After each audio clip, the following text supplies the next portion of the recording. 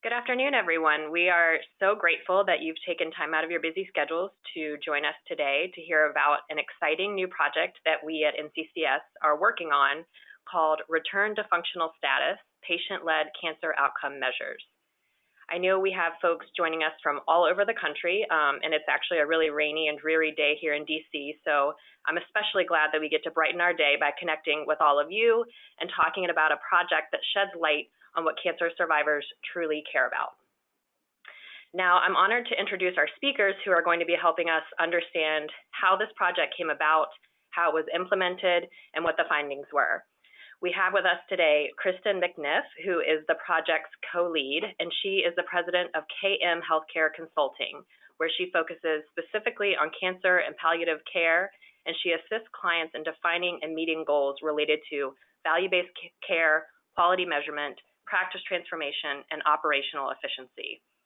I'm also happy to introduce our fearless leader here at NCCS, Shelley Fuld Nasso. She's been the organization's CEO since 2013, and through her work with the National Quality Forum, has become an expert on representing the patient perspective in quality measurement. And before I hand it over to Shelley, I just want to share our social media handles. I would not be a good millennial if I didn't do this.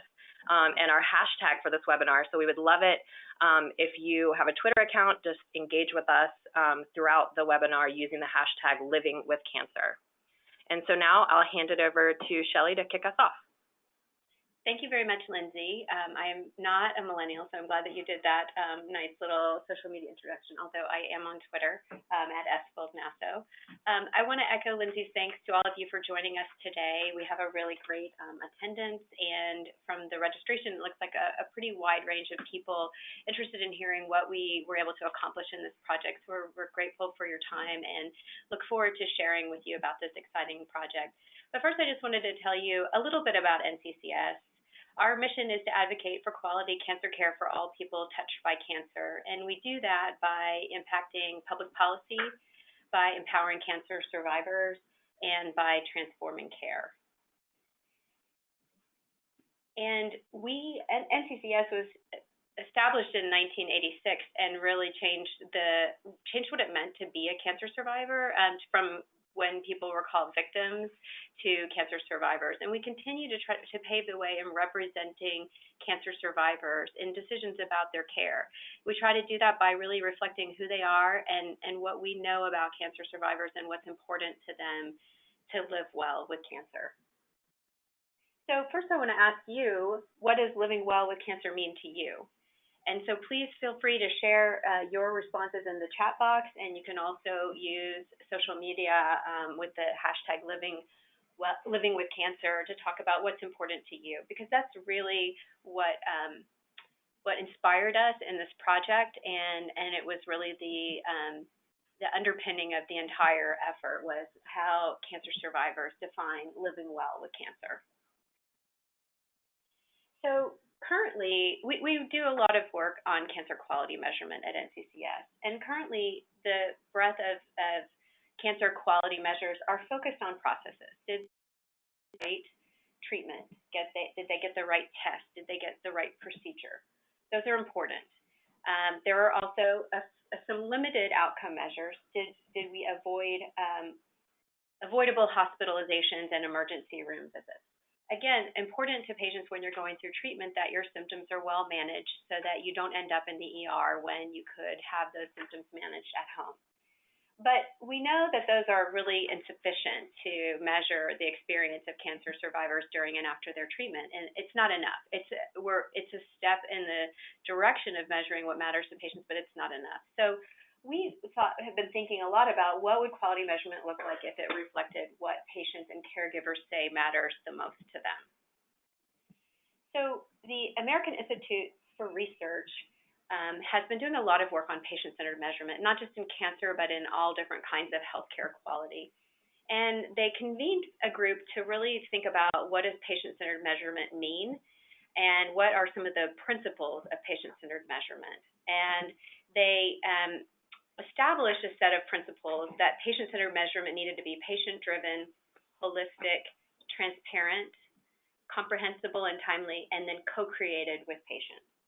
So in order to test those principles, they put out a request for proposals almost 2 years ago now, asking for pilot projects to really demonstrate putting these principles into practice in a quality measurement project. So we submitted a proposal, and we were grateful to be awarded funding from the AIR with support of the Robert Wood Johnson Foundation for this project. Of the 4 projects selected, it was a very competitive process, so we were really grateful that we were chosen. And of the 4 projects selected, we were the only patient advocacy group. The other projects that we had the opportunity to work with throughout the course of this project, in terms of a learning collaborative, learning from the other projects which were in very different therapeutic areas from cancer, they were academic medical centers that partnered with patients. We were the only patient-led group that was awarded funding for this project.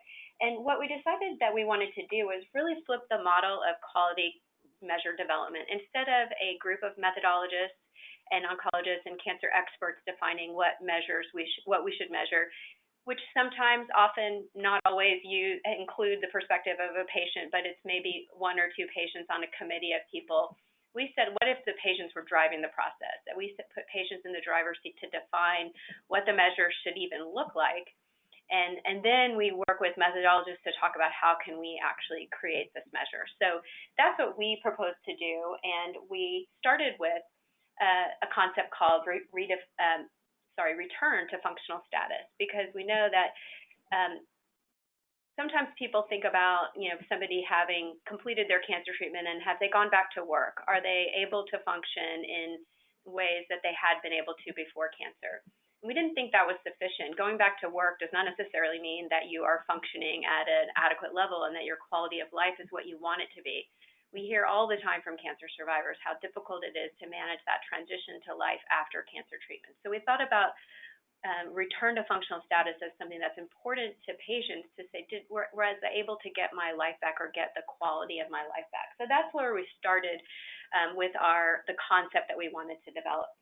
And what we did was we convened a committee of 10 cancer survivors and a technical expert panel to be that methodologist that gave us some input into the process, but really the survivors were the key drivers of the project. We solicited input from other cancer survivors through a variety of different social media channels. And then working with that group, we developed a conceptual definition of redefining functional status by patients and survivors. Then we reviewed existing validated surveys to see what aligned with the conceptual definition, and then we developed draft specifications for quality measures. So I just wanted to give you an overview of where the idea came from and how we got started on this, and now I want to turn it over to Kristen McNiff, who really led us through the methodology of this process. She is an incredible expert in cancer quality measurement and was a joy to work with on this project as she led us through the process of really a pretty rigorous methodology of coming up with this conceptual definition of functional status. So I'm going to turn it over to Chris to talk to you a little bit more about how we accomplished this. Thank you so much, Shelley. So as Shelley mentioned, I'm Kristen McNiff, and I've devoted much of my career to developing measures kind of the old-fashioned way, not the model that we used for this project, but in a more quote traditional methodology where we had a TEP where we would have TEPs led by often clinicians and methodologists, and maybe 1 or 2 patient representatives on that group who certainly would have a voice, but not playing the leadership role in creating the measures. So this was a learning process for me and just an amazing experience. And I want to thank Shelley and NCCS for partnering on this project. As Shelley mentioned, our work was really led by a committee, and we'll show you who those committee members were in just a moment, and hopefully we'll hear from a few of them toward the end of our discussion today.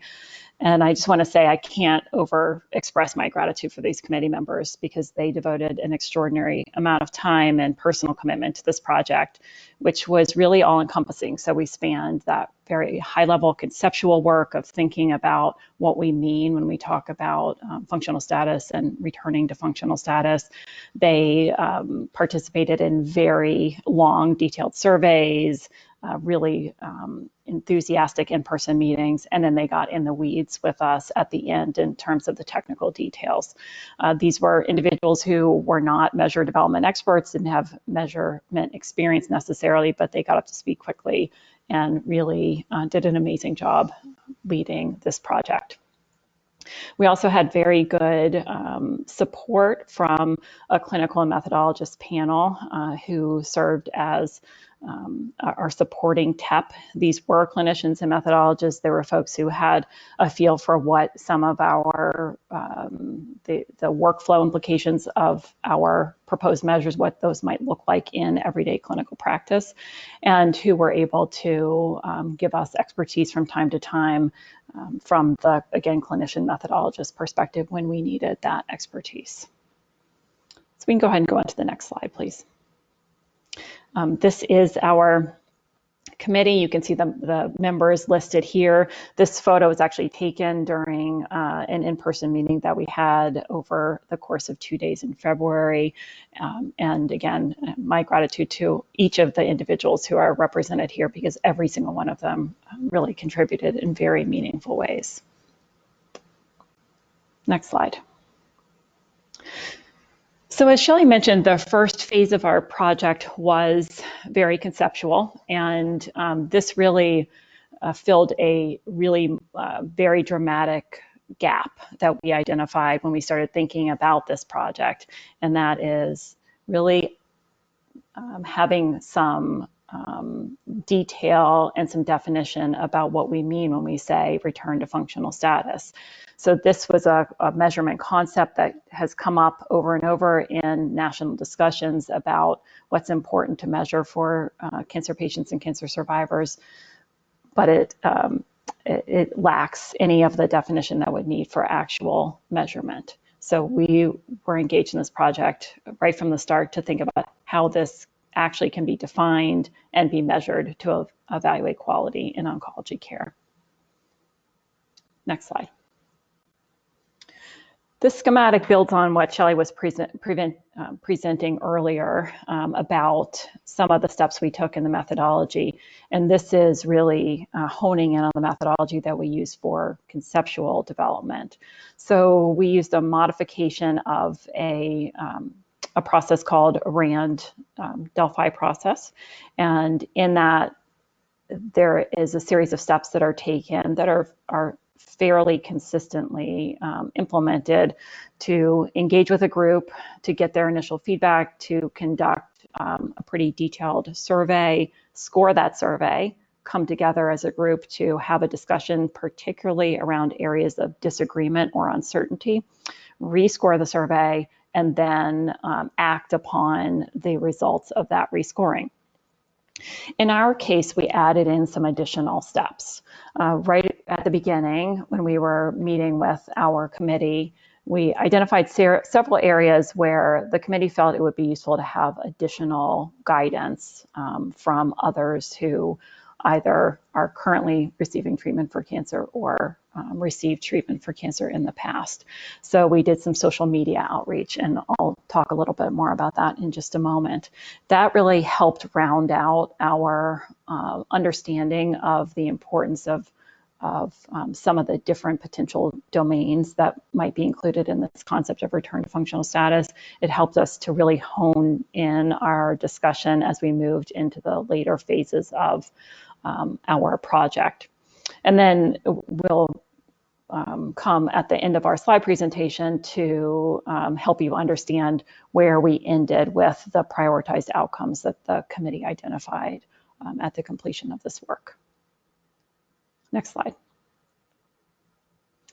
So first, social media questions, and thank you to any of you who might have participated in the various social media outreaches that we engaged in. I'm also not a millennial, so I may use social media terms incorrectly, but bear with me. These are the questions that really NCCS was instrumental in putting together to help us, again, to direct the project. And I won't read them all for you. Shelley kind of introduced some of them at the beginning, and you can, kind of take a look at them. But ultimately, we were able to have a really good qualitative information base to again, use and consume as we move forward with our project. So again, thank you all for who already participated by responding to the various social media outreach that occurred related to this project.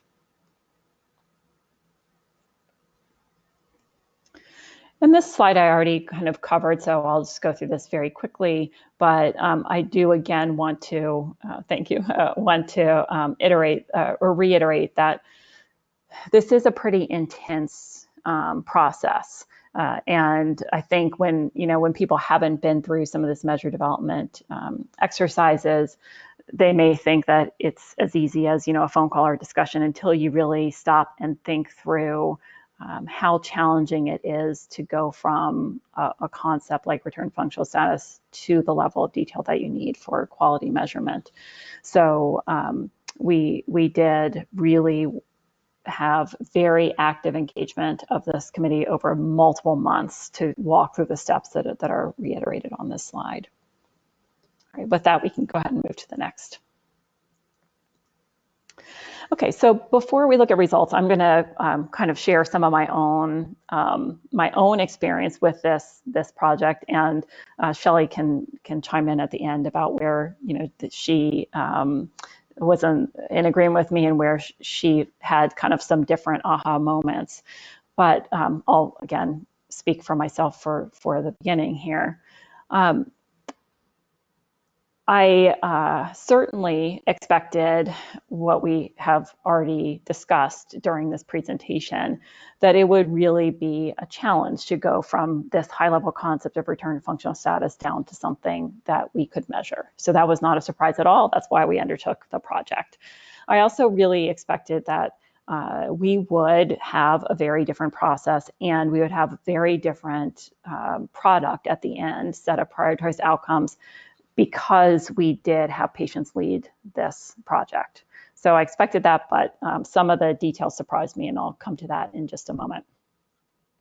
I was not at all surprised to find that this group of highly engaged, often professional advocates that we had on our committee, that they were able to do this successfully. But the level of commitment and engagement that we had surpassed, my expectations for sure. But I certainly knew that we would be successful in engaging patients. And one of the things that also I think was really important in this project and the way we put our committee together is that we, by having this group of patients really lead the development, we were engaging them in thinking about representing all cancer patients who were in our measurement population.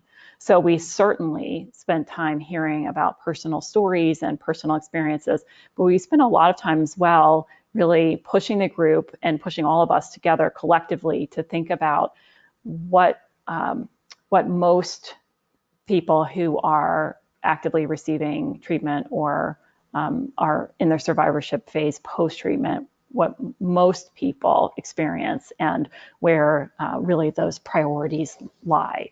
So we engaged the group really in thinking beyond their own personal experience and to be able to represent priorities for a broader population. And finally, I certainly expected that we would identify gaps in the system that surpassed what we can achieve based on quality measurement alone. Next slide, please. Okay, so those were kind of my expectations that were reinforced, but there were some real critical lessons learned and some surprises for me in this project. So, and again, I'm speaking only for myself. I know in many of these, Shelley was much more informed going in than I was into the project. So first, I'll just say that I certainly expected, because it's the way we wrote the proposal and for the project for which we were funded, that we would be looking at survivors in the post-treatment phase, and that was going to be our priority. Our committee, right at the beginning of the work, said when we're thinking about return to functional status, we can't limit that group to only individuals who are have completed their treatment. We really have to be much more inclusive, and we have to think about those for whom treatment will continue for the rest of their lives, those who are getting out chronic treatment, either because they have metastatic disease or because they have more of a chronic cancer condition. So we scrambled, we changed our scope. Shelley very effectively identified additional TAP members to bring on to the group, and hopefully we'll hear from one of them at least today, and that allowed us to expand the scope, which pretty much never happens in a traditional measure development project. But again, we were really committed to being responsive to the direction of our committee. Second, I expected we would talk about system gaps and some of those challenges that exist in current delivery system. But what we found through this project is that we are in a system that truly lacks a reliable infrastructure, norms, expectation to provide care that supports return to functional status. And so the magnitude of the problems and the delta between what we would like patients to experience to support functional status and returning to functional status and the lived experience is just vast. So we were that certainly was well beyond my expectation. I expected that we would focus on returning to previous activities, such as returning to work. And so Shelley, revealed at the beginning that she knew we were going to be well past those types of outcomes. But I actually expected that we would focus there, and found out that that is not at all where we ended up. That we ended up with a very different group of prioritized outcomes, and in fact, a set of measures. And I'm going to show that to you in just a moment here. I expected that we would have a discussion about when we think about measurement and we think about kind of accountability for actions and outcomes, that we would have concern about appropriate patient responsibility in those processes of care and ultimately achieving those outcomes. And what I found with our committee is that actually the committee was very thoughtful and very in tune with concerns about appropriate provider accountability, that we not over-assign accountability for some of these actions to providers. Next slide. So now I'm going to tell you about some of the results that came out of this project. It's hard to incorporate all of them in a brief presentation, but I'm going to touch on some of them, and then we may be able to hit on a few more in the discussion at the end. Go ahead, please. Thank you. So first, renaming the concept. So as you've seen a few times, we went into this discussion using really jargon, return to functional status. Again, it's a term that's been thrown out quite a bit over the past few years in various national groups about things that are important to measure, cancer outcomes that are important to measure. And right away, our committee said that term just is not sitting well with us. It's not really describing the critical outcome, the critical kind of umbrella term for the outcomes that we want to measure. So we had a series of really in-depth discussions. We used the results of the social media outreach, and then again, a lot of discussion among our committee members really to think about how to better articulate the gap area that we were focusing on, and that, again, umbrella term for our priority outcomes. And ultimately, the group decided that redefining functional status is really a better way to describe this area of measurement that we were focused on. And I'll go ahead and move on and invite Shelley at the end. She may want to say a little bit more about that.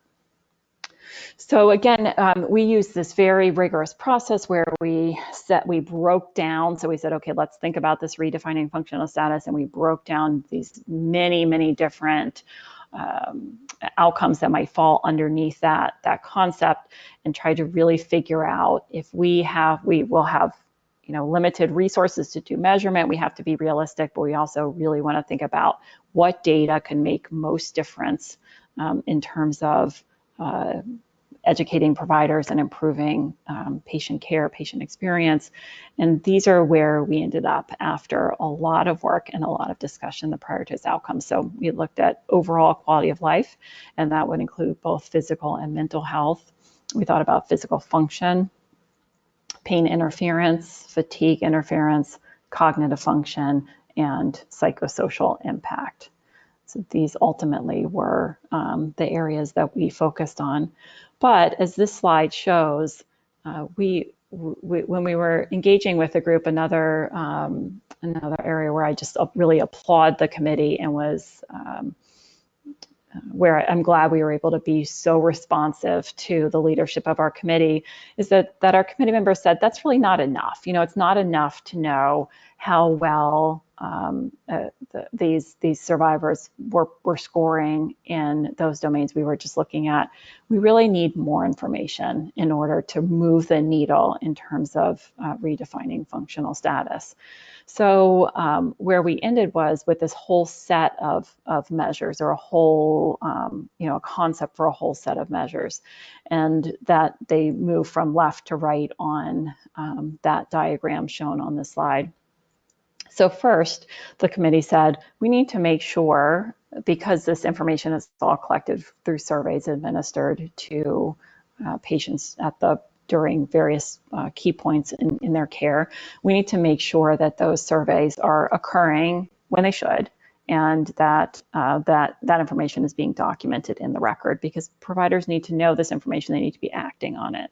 So that was our first set of process measures, was are these surveys being administered at these key points when they should?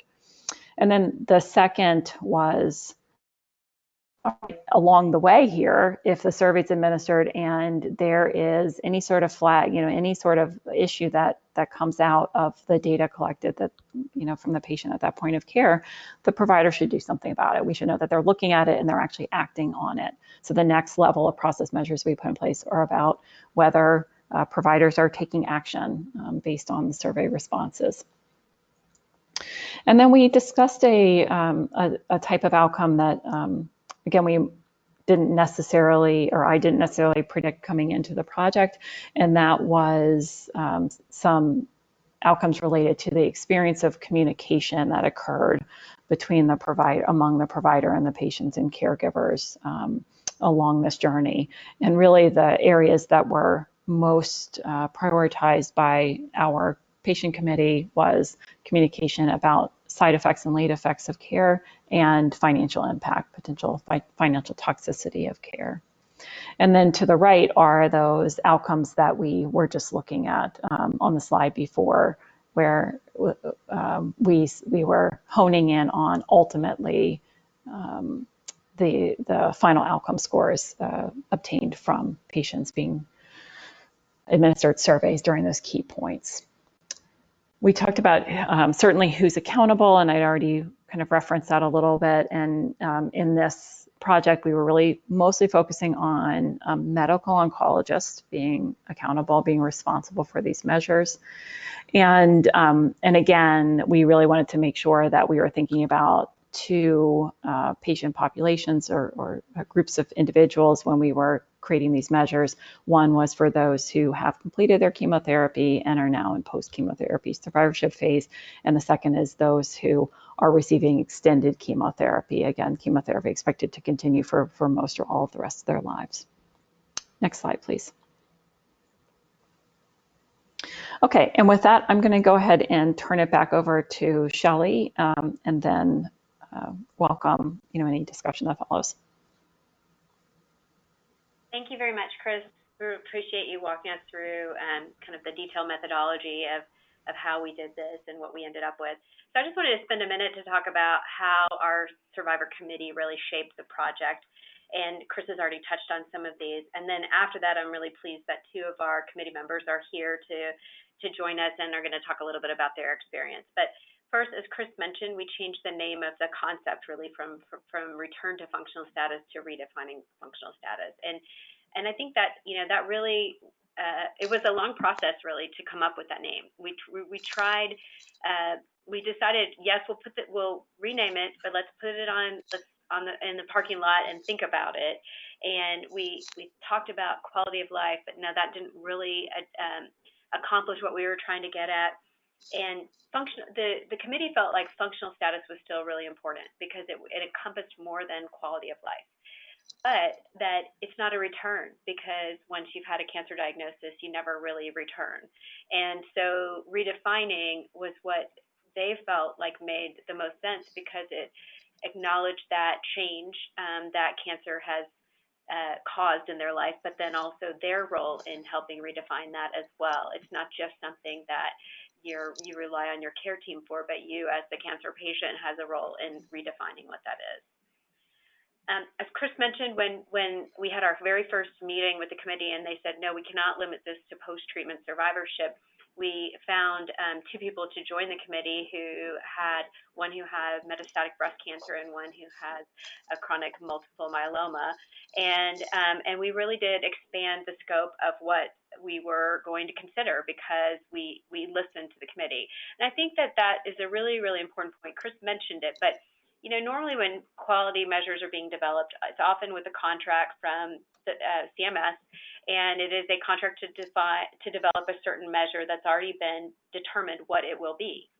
So if you engage patients at that point and they say, well, that's not quite right, we actually think this is what it should be, well, that's not what the contract is for. So there's not necessarily that flexibility or ability to really listen to what the patients that you engaged said and change course. And we were able to do that here, but I think it's important because it shows why you need to engage patients from the very beginning. And that was really one of the reasons we were interested in this project, because I've been very involved with a lot of quality measurement work with the National Quality Forum, and I feel like the patient perspective is at the very end. We're reviewing the measures before they get endorsed, not being part of the decision about what we should even be measuring to begin with and how we define that.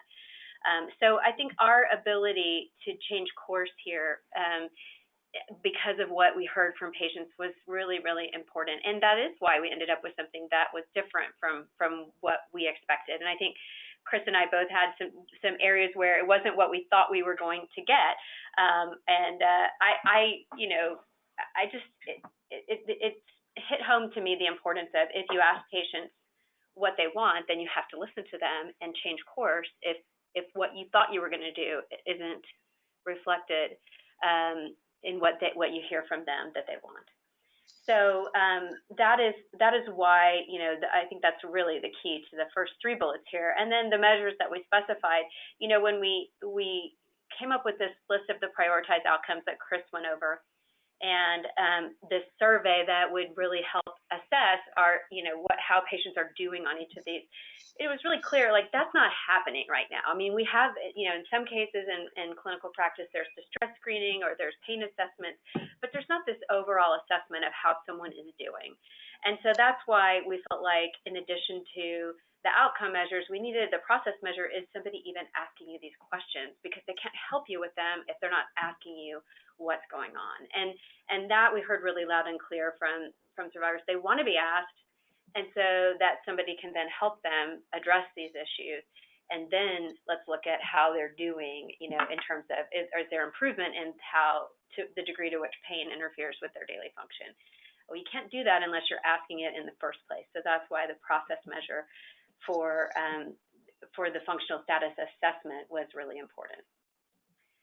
So now I'm really, really pleased that we have two of our committee members, Allison Rosen and Rebecca Esparza, on the line with us to talk a little bit about their experience. Again, we are so grateful to them and the rest of the committee for the time they put in. It was another lesson learned was it was a lot more time on their part than we thought it was going to be, and they never complained about all of the conference call requests that we had with them. And please review this between now and our next call and give us feedback. created quite a few surveys during the time to get feedback from them. So I wanted to ask Allison and Rebecca to each share a little bit about their experience on the project and what they feel like they learned and what kind of aha moments they might have had and how, both of you, Allison and Rebecca, are both experienced advocates who've been doing a lot of different kinds of advocacy over the years. Rebecca's been to the Hill for many different cancer organizations, advocating for cancer research and funding for other programs. I think it's probably more than 20 times now. The last time she told me it was in the teens. But this is a different kind of advocacy that none of the committee members had really been involved with quality measurement, and nobody seemed to be too concerned that they wouldn't be able to do it, but there was a bit of a learning curve, and I think that we proved that you can do that. You don't have to be an expert in quality measure to contribute to it. But I wonder if you guys might reflect on that as well in terms of what you learned and how you felt like you were able to contribute, even though this was sort of maybe a different area for you. So maybe, Allison, you want to start, and then we'll let Rebecca respond? Sure. Can y'all hear me? Yes. Okay, perfect. So I'm happy to address a lot of the things you just brought up, and it was a true honor and privilege to serve on this committee because I learned a lot, and I like to think that I'm relatively knowledgeable about different things, but I'm the type of patient that has worked in research before. So when I get a survey in my doctor's office, I sometimes will fill it out. I try to, but sometimes I forget. And just based on being on this committee, it's so important that the hospital that you're at, that you are filling out these surveys so they get information about what's going on so they can help make improvements. And connecting with I've done a lot of advocacy work specifically in colorectal cancer or with the adolescent and young adult community, but connecting with everybody, including patients that are metastatic or long-term, really opened my eyes to a lot of different things. And I've always talked about doctors treating the patient as a whole and not just, okay, I'm going to treat your cancer and this and that, because I went through my treatment. I have long-term side effects and I'll have them for the rest of my life. So being able to connect with all these other survivors and patients was huge for me and really helpful in so many different ways to realize that our opinion matters, our opinion is important, and we can hopefully help shape the medical community as a whole with what we're doing, so that the providers as well as the patients feel like they're doing something to help everyone involved. And I think when you talk about aha moment, for me, I think when I say treating the patient as a whole, when I was first diagnosed, I asked my oncologist to see a psychologist. I was like, this is the first thing that I want to do. I have to process this mentally. And I have seen that psychologist throughout my whole journey the past 7 years. And I've been criticized at times for seeing someone professional, for seeking help and not being able just to rely on some friends and family for the support I needed. And I think when we talked about mental health within this group, it drove home the whole initiative and why we were doing it and how important it was. And it helped me realize that I was not alone with the fact that mental health is important for everyone that was involved. And so if it's important for all of us in all the different cancer arenas that we're advocates for, then it's definitely important for the providers to be asking that of all of their patients. So just a little perspective on me, that the experience helped me, I guess, again, heal in my whole long-term journey and side effects. And I think that the benefits of it, not necessarily knowing what we were getting ourselves fully into, really outweighed any not understanding what was going on. But now I do, and now I'm always going to be filling out any sort of survey that I get at any sort of hospital for whatever treatment I'm getting.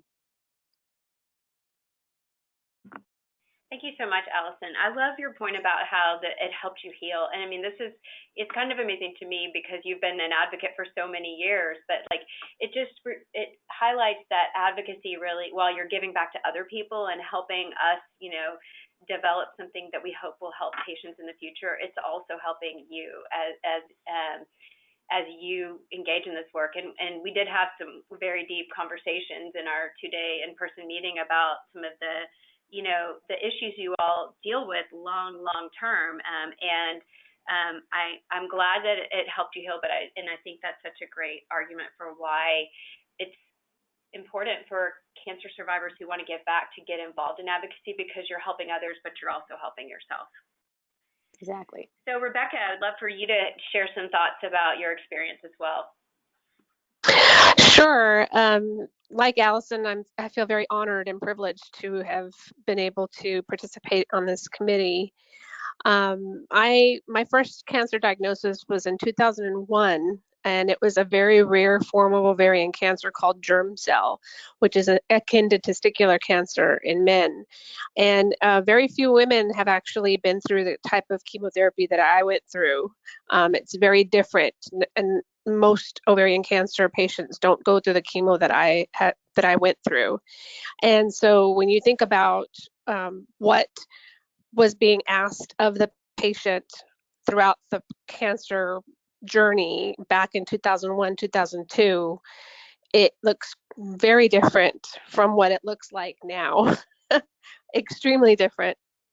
So it was especially eye-opening for me to go throughout this whole process. And number one, I'm glad that things are different for the newly diagnosed, because back in 2001, 2002, frankly, it was like trying to feel your way through a dark room alone by yourself and with very little help and assistance. We didn't have anything like patient navigators or, there was social work, but it wasn't as robust as it is now. And being able to see things come full circle, so to speak, is quite eye-opening. And I echo also what Allison mentioned about not feeling quite so alone. And I got a second diagnosis of cancer, of thyroid cancer, in 2008. So two-time cancer survivor with multiple side effects. There are, I like to joke that I don't have any more expendable organs. There's nothing left to, I need everything else now. So that being said, things will never be the same for me. My life has changed forever, and it is a domino effect. Once you lose one thing, it causes problems in another area. So my treatment looks much different than a lot of cancer survivors that may be able to move on forward, trying to go through that functional status process or redefining it. And I'm thankful, because there is that long-term aspect. I am a long-term survivor, and I'm at the end of the day, I'm thankful to still be around and to help with improving processes like this. Thank you so much, Rebecca. I neglected to mention that Allison and Rebecca are fellow Texans like me, and so that's not the only reason that you were chosen to be on the webinar, but Texans uniting. That's right. So we are almost at the end of the presentation part. I know Lindsay has a few more words to say, so I just want to remind people that you can use the chat box if you have any questions that you want to ask of any of us. I just wanted to spend one more minute talking about kind of what are we going to do with all of this? What are the next steps? Right now, we're really hoping or seeking resources and partnerships to try to develop these concepts or these measures that we've specified into the actual quality measures that could be used in practice. So that's a real goal for us, is to be able to do that. But that's a challenging and expensive process, and not something that we've ever done as a patient advocacy group, but we hope that we can find the right partnerships and resources to be able to do that. But I think also just what we've created here in this project and what we've learned from the committee is giving us the opportunity to both advocate for the need for this functional status assessment, but also to demonstrate the value of patient-centered measurement and involving patients in the process. And so we are going to continue talking about that and advocating for that wherever we can, including with the Centers for Medicare and Medicaid Services, which pays for a lot of the cancer care that happen, more than half of the cancer care that happens in this country. We did share an overview of this project with them in December in response to a proposal that they put out for a new payment model for oncology care that includes the electronic assessment of patient-reported outcomes, and we wanted to share this because we thought it was very relevant to what they're trying to do with the payment model, and to be really more specific about what patients have told us that they want measured. And so we're hopeful that we can continue advocating for the use of these measures. But I continue to advocate for the involvement of patients in survivors early in the process of discussing, conceptualizing quality measures. And I think we did demonstrate that you don't have to have a lot of technical knowledge of quality measurement to have an incredible contribution to these efforts. And we have nominated and matched cancer survivors to different committees where they've looked for a patient perspective in the development of quality measures or in the review of quality measures. And we will continue to do that because I think that, you have an important voice to share here, even if quality measurement is a very technical subject matter, a subject area that you may not have expertise in, you still have a lot to contribute. So that really leads into a mention of our Cancer Policy and Advocacy Team program. So I'm going to turn it back to Lindsay. Yeah, so Allison and Rebecca, as well as everyone who was members of the RFS committee, are also members of our CPAT team. And the CPAP program is our Cancer Policy and Advocacy team, and it's a program for survivors and caregivers to learn about policy issues that affect quality cancer care. And the program provides survivors with tools and training that really build upon the personal experience that they have to become effective advocates to improve cancer care. I know there are a lot of CPAT members participating in this webinar today, but if you are not a member and you're interested in joining, we would love to have you. So please sign up on our webpage or feel free to email me. My email's on the screen here, Lindsay House at lhouse.canceradvocacy.org.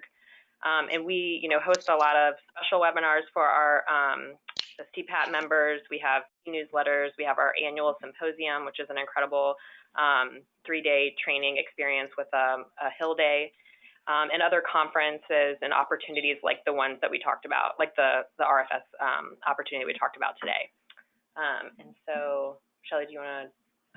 Yeah, we can go to questions, but I neglected to mention that we have more information about the project on our website. If you go to canceradvocacy.org/RFS, that'll take you to the page where we shared more information about the project, including a summary of our findings, and we'll also post a link to this webinar after the fact. So I know we have a few questions that have come in. I see one that asked if we had any lung cancer survivors using targeted meds on our committee, and we did not. There were no lung cancer patients on our committee. We tried, because of the methodology we used, we wanted to keep it a small and workable committee. We started with 8 and then added 2. We tried to be as representative as we could be of sort of different types of cancer, different parts of the country, different ages and backgrounds. And we did a pretty good job, but we couldn't cover every cancer, so that we did not have lung cancer survivors on the committee.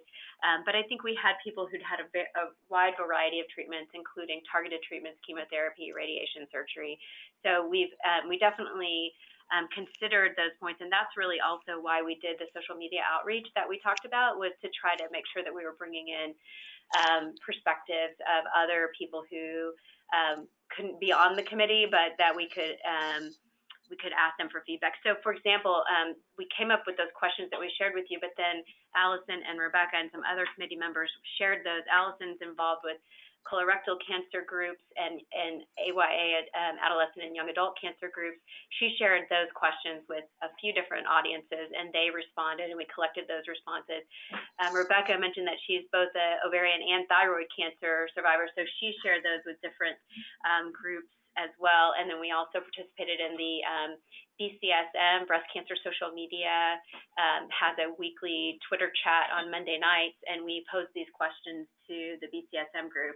And we also pose them to our CPAP members. So we kind of collected feedback from a lot of different sort of online communities to try to get input, knowing that it's still not a perfect representation, but trying to, make sure that we're representing the experience of more than just the 10 people in the room, but others as well.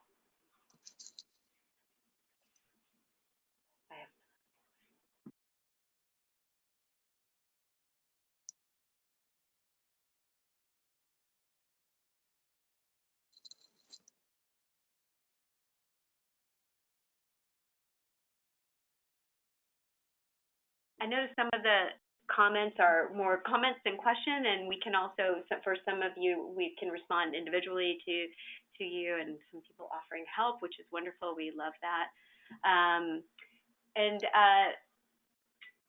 There's a question about, do you feel the findings can be applied at a global scale to cancer survivors born and living in other countries and cultures? I think that's a little, while we expanded the scope of our project, I think that's a little bit outside of our scope because we really did focus on U.S. populations. I'm sure that some of the experiences are very common, but I don't feel equipped to say whether it would be, but I would be certainly interested in exploring that question and sharing that information with people in other countries that might see if it could be useful, but I don't feel like expert enough to be able to say that. There's a question from Alan. Are there hard numbers as to how many survivors are given survivorship care plans during and post-treatment? That's a great question. That's a great question. I don't think there are hard numbers. We would love to have those numbers, but I don't think there are. But all the indications that we have are the percentage of patients that get it is not very high and not what we would like to see, and probably going to decrease with some of the changes that have been made in terms of requirements for cancer centers to produce survivorship care plans for their accreditation. So I would love to have that number, but I don't have it. If somebody does, they can respond in the comments. Chris or Allison or Rebecca, do you have anything else you want to add? I think with that global question, I think the underlying feelings of a survivor or patient will probably be very similar. Like some of us are from different countries. I mean, not from different countries, but have different nationalities. And I think that from a perspective of I've traveled all over the world. I've interacted with survivors sort of from different countries. I think the processes are probably different, and cannot speak on that. But from a survivor perspective, I think what NCCS is doing could be applicable to patients anywhere in the world. I think that's a really great way of just making that distinction between like the experience as a survivor, but then also the process of healthcare. That is more, maybe more specific to different countries, but I think what you go through as a cancer survivor is cancer patient and cancer survivor has a lot of commonalities. Yeah. Yeah, and this is Chris. I mean, I think one final comment from me is, again, how rewarding this whole project was for me personally, and it's wonderful to hear from Allison and Rebecca, their feelings that it was also rewarding. And I would just encourage all of you, I hear some of you have expressed interest, all of you to get involved in measure development if you have the opportunity. One thing that I will state that I don't think I stated before is that in my experience doing this with lots of different committees, again, most of whom tend to be providers, it's very rare that anyone on the committee has measure development experience. So don't feel like if you go into a mixed expert panel that everyone else sitting around there, around the table has done this before. It's not something that a lot of people spend a lot of time doing. So it's fairly rare. So anyone can learn the basics. Anyone can, share their experience and really be thoughtful about priorities for whatever population you're looking at for measurement. So I wouldn't let a lack of experience be a barrier. And going into any of these, I feel empowered knowing that probably most of the people sitting around the table, while they may have clinical expertise or expertise on the side of, we all have expertise on the side of being a patient in one form or another, that it doesn't mean they've done measure development before. So volunteer or do it. It's challenging and time intensive, but it can be very rewarding. And if you're not already a CPAP member, if you join, or if you are and you'd be interested in getting more involved in it, you can let us know that, because we do get, people come to us and say, I need a lung cancer survivor. This happened this week, that I need a lung cancer survivor to serve on this committee, and it happens to be a quality measure developer who is developing a measure around lung cancer and asked for a recommendation, and we were able to provide that. That's a lot of, what we do with the CPAP program is matching people to opportunities. There are some times where it's we'll post it and anybody can apply for it, but other times it's like somebody needs a recommendation right away, and we try to make those matches where we can. So if this is something that interests you, then let us know.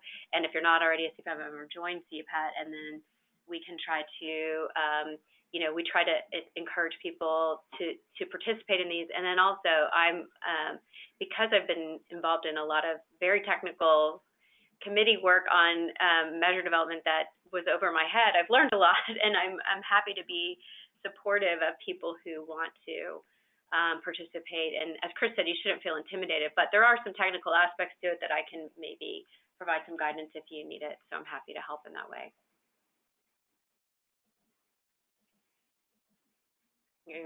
Catherine asked, where can we see the actual measures, and how can we find out what other RFS groups did? So the measures are on our webpage, canceradvocacy.org/RFS.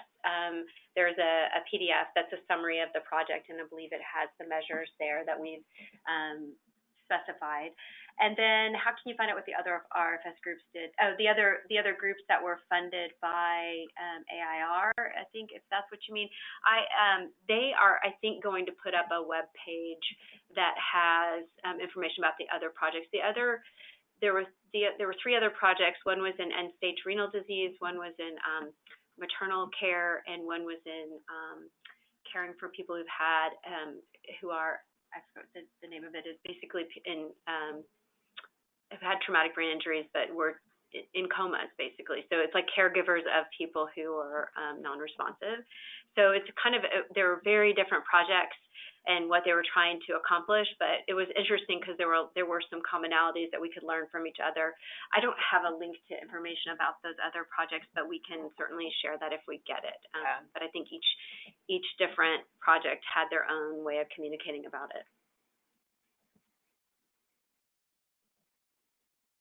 And in the chat box, we added the web page for the RFS project, so you can get more information if you're interested. Thank you, everybody, for joining us today, for your good questions, and for your interest in this project. And thank you again to Chris, Allison, and Rebecca for joining us to talk about the project. And thank you very much to AIR and Robert Wood Johnson Foundation for the funding to do this. This was a really exciting project, and we were grateful for the opportunity to do it and for all the people who contributed to it. So thank you. I hope everybody has a great day. Thank you. Thank you. Thank you.